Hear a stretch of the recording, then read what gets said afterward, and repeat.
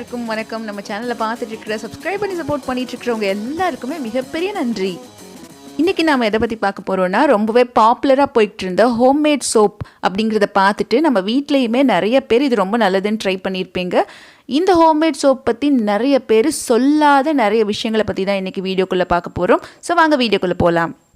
பொதுவாக கடைகளில் கிடைக்கக்கூடிய சோப்பில் வந்து பார்த்திங்கன்னா நிறைய கெமிக்கல் இருக்குது. அப்படிங்கிறதுனால தான் நம்ம வீட்லேயே வந்து சோப் செய்கிறது நல்லது அப்படின்னு சொல்லிட்டு செய்ய ஆரம்பிச்சிருப்போம்.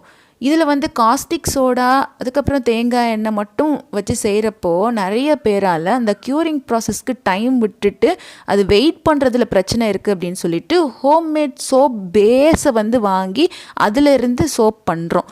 இப்போது இந்த மாதிரி சோப் பேஸ் பண்ணுறவங்க முக்கியமாக கவனிக்க வேண்டிய விஷயம் என்னென்னா, அதில் போட்டிருக்கக்கூடிய கெமிக்கல்ஸ் எவ்வளோ அளவுக்கு இருக்குது அப்படிங்கிறத பார்க்கணும். ஒருவேளை இந்த பேஸ்லேயே நிறைய கெமிக்கல்ஸ் இருந்ததுன்னா இதை வாங்கி நீங்கள் இதில் எவ்வளோதான் நமக்கு பிடிச்சமான இயற்கை பொருட்களை போட்டாலும் அதில் கெமிக்கல்ஸ் இருக்க தான் செய்யும். இதுக்கு பதிலாக நீங்கள் வெளியவே வாங்கிக்கலாம்.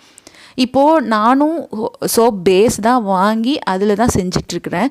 இப்போ இதில் என்ன இருக்குது அப்படிங்கன்னு பார்க்குறதுக்காகவே தான், எப்படி வருது, நுரைக்கும் தன்மை எப்படி இருக்குது, கண் எரிச்சல் இருக்கா அப்படின்னு பார்க்குறதுக்காகவே தான் நான் வாங்கி, ஆல்ரெடி இதை வாங்குறதுக்கு முன்னாடியே இதில் என்னென்ன இருக்கும், எந்த மாதிரி வாங்கினா நல்லது அப்படிங்கிறத படிச்சுட்டு நான் வாங்குறதுக்கு முன்னாடி அதெல்லாம் தெரிஞ்சுக்கிட்டு தான் வாங்கினேன். ஸோ அதை தான் நான் இப்போ ஷேர் பண்ணிகிட்ருக்கிறேன்.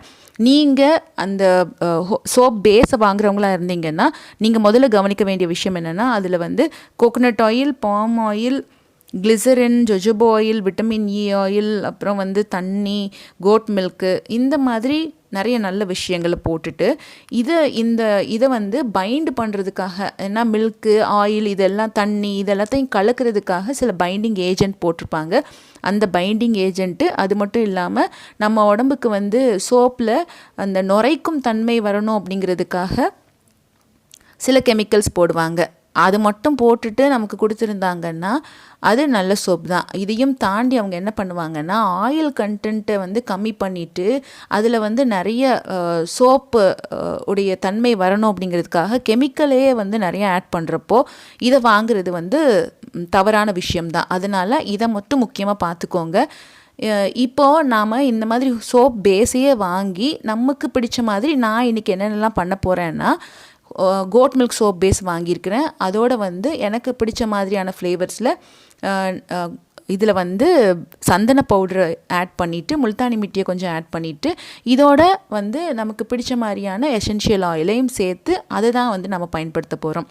இந்த மாதிரி செய்கிறப்போ எனக்கு என்ன கிடச்சிது அப்படின்னா, அது ரெய்னி சீசன் அப்போது வந்து அதில் இருக்கக்கூடிய கிளிசரின் வந்து வெளியே இருக்கக்கூடிய இந்த காற்றோட ரியாக்ட் ஆகி இந்த மாதிரி நிறைய பபிள்ஸாக வந்து அதுலேருந்து தண்ணி கொட்ட ஆரம்பிச்சிருச்சு.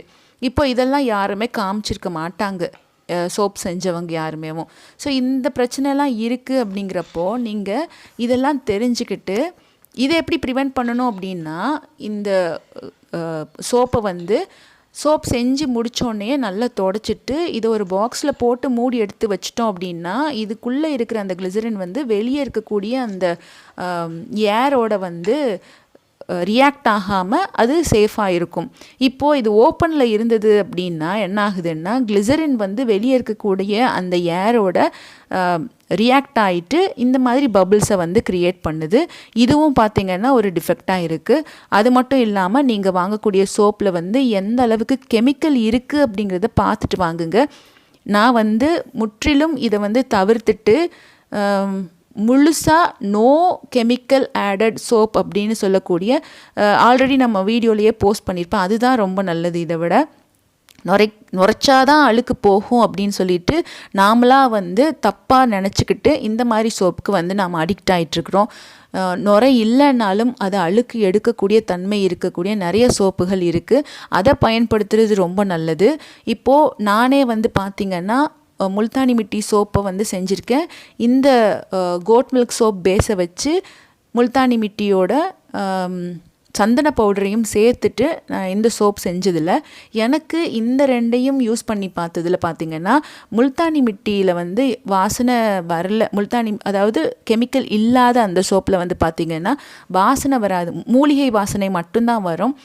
இதுதான் வந்து பார்த்திங்கன்னா எனக்கு பெஸ்ட்டாக இருக்குது கம்பேரிங் டு அந்த பேஸை வச்சு பண்ணுறதுல.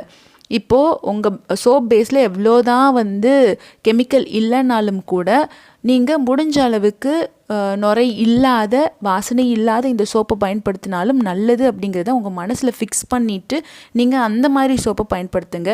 இல்லை ஒரு வேளை உங்களுக்கு நுரைக்கும் தன்மை இருக்கக்கூடியது தான் பிடிக்குது அப்படின்னா அதில் மைல்டான கெமிக்கல்ஸ் மட்டும் போட்டிருக்காங்களா அப்படிங்கிறத பார்த்து வாங்குங்க. ஸோ இந்த மாதிரி நிறைய விஷயங்கள்லாம் இருக்குது. ஆல்ரெடி வந்து காஸ்டிக் சோடா வச்சு பண்ணிகிட்ருக்கீங்க அப்படின்னா க்யூரிங் ப்ராசஸ்க்கு விட்டுட்டு காஸ்டிக் சோடாவோட அளவை மட்டும் கரெக்டாக போட்டிருந்தீங்கன்னா அது பிரச்சனை கிடையாது. ஓரளவுக்கு அது பெஸ்ட்டு தான். அது மட்டும் இல்லாமல் நீங்கள் சோப் பேஸை வாங்கி பண்ணுறவங்களா இருந்தீங்கன்னா இந்த கெமிக்கலுடைய அளவை வந்து சரியாக போட்டிருக்காங்களா அப்படிங்கிறத பார்த்துக்கோங்க. கம்மியாக இருக்கக்கூடிய அந்த கெமிக்கல்ஸ் இருக்கக்கூடிய சோப் பேஸை வாங்கி நீங்கள் யூஸ் பண்ணுங்கள். இந்த ரெண்டையும் தவிர்த்து 100% நேச்சுரல் அந்த சோப்பு தான் எனக்கு தெரிஞ்சு ரொம்ப பெஸ்ட் அப்படின்னு சொல்லுவேன். ஸோ எனக்கு தெரிஞ்சிருக்கிற இந்த விஷயங்களை இப்போ நான் உங்களோட ஷேர் பண்ணியிருக்கிறேன். இது கண்டிப்பாக உங்கள் எல்லாருக்குமே யூஸ்ஃபுல்லாக இருக்கும்னு நினைக்கிறேன். உங்களுக்கு யூஸ்ஃபுல்லாக இருக்குது அப்படின்னு நினச்சிங்கன்னா கண்டிப்பாக இந்த வீடியோஸை வந்து பார்த்துட்டு சப்ஸ்கிரைப் பண்ணிக்கோங்க நம்ம சேனலுக்கு. தேங்க்யூ ஸோ மச் ஃபார் வாட்சிங். இதே மாதிரி ஒரு நல்ல வீடியோவோட மீண்டும் சந்திக்கலாம். நன்றி.